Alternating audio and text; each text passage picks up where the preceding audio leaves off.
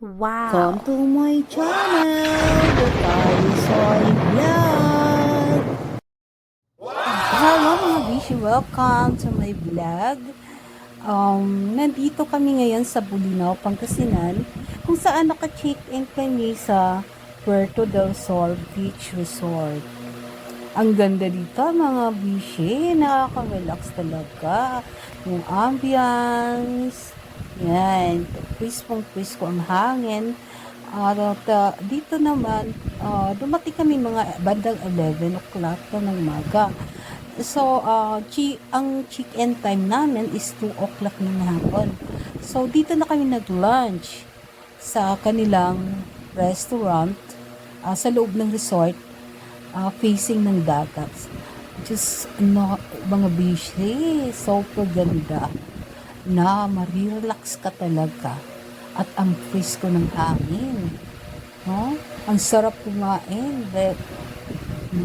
Ang sarap kumain sa tabing dagat ba naman. Diyos ko, mawawala yung makakalimutan na nasa diet ka pala. Okay. So, maganda, malinis. Sarap tumambay dito kasi yung napaka-presko ng hangin. Ayan, masarap din food nila. I-enjoy ka. Tapos yung dagat agad ang nyaya sa'yo na maligo ka na. Diba mga bishi? Ang ganda dito. Ang ganda ng place. Yan. Napaka-relax. Ito naman, papunta naman ako sa Vela, kung saan doon kami naka-check-in. Yan, yung Vela nila. Maganda. Affordable naman ang price. Pero sulit naman kasi maganda naman yung place nila eh. So, yan. Sulit ang price, diba bayad mo. Ayan, yung playground. Pag may mga bata, pwedeng maglaro dyan. Tapos, ito yung room na kinuha namin. Dito kami naka-check-in. Yan, yung curtain yan na nakabukas. Yan. Yan, dyan kami naka-check-in. Ang advice ko lang, before kayo pumunta dito mga bishi, mas maganda, magpa-reserve na kayo muna. Ilagay ko yung link sa baba. At siya nga pala, pag magpa-reserve kayo, may half yung down payment. Humingi sila ng down payment na half. Ang pina-reserve namin is yung room is for couple, dalawahan.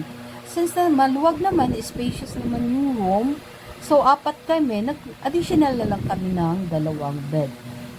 Ayun, affordable naman. Ito naman yung pool nila. Maluwag naman yung pool. Mayroong pang bata. Tapos yung pang matanda, nasa 5 feet. Yan. Ito yung pang bata, ito yung maliit. Yan. Hindi gaano malalim yan. Ito yung pang matanda na. Actually, sa pamatanda, may mga bata nandun. Tapos ito yung sa loob ng room. Sorry, hindi ko lang nakuhanan ng video. Picture lang. Yan. Ito naman ang CR. Napaka-spacious ng CR. Malinis. Yan. Yung bulb. Maganda. Malakas yung tubig nila. Tapos, segregated yung shower. Ito yung shower nila, may heater, mga bishi. Ang ganda. Yan. Yan. Ang divider is glass. Malinis. Ganda. Yan. Tapos, ito naman dun sa baybayin or nakasama sa picture. Yan. Sa baybayin. Sarap ng hangin dyan. Ito yung tubuan ng baybayin nila. Marirelax ka talaga dito. Ang sarap. Sarap tumira dito. Ayan. Ito, no? May circular. So, ganda. Ito naman sa umaga to. Ayan si kuya. Nililinis yung pool.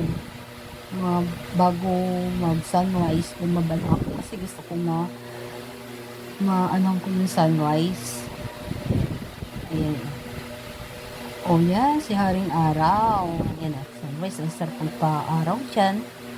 Talagang ano, eh, sarap ng hangin, diba? Yun ang gusto ko sa umaga.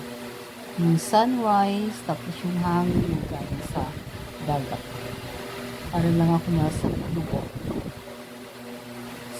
I love the book. Yan. Low tide pa siya mga beaches, so yung dagat hindi pa nasa ano pa. Pero yung dagat nila mga beaches, kahit high tide yun, yung dito sa bungad, hindi gaanong malalim. So, pwede sa mga bata. Pwede yung batang maligo dyan. Ayan. Ang malalim nila is nasa gitna. Ayan. Ayan. Medyo may tubig ngayon. Pero hindi gaanong malalim. Ayan. So, kasi mainit na sa dagat, yung maligo doon, dito na lang ako sa pool. Ayan. Ganda mga beaches. So, pa-reserve na kayo. Dito lang, mga 5 hours siguro from Manila. Yeah. Ganda dito, marirelax talaga kayo. Ako first time ko lang dito, pero yung mga kasama ko pang 4 times na daw nila dito. Binabalik-balik kami na. Bye mga beaches. Thank you for watching the Taizoy vlog. No bashing, just for fun.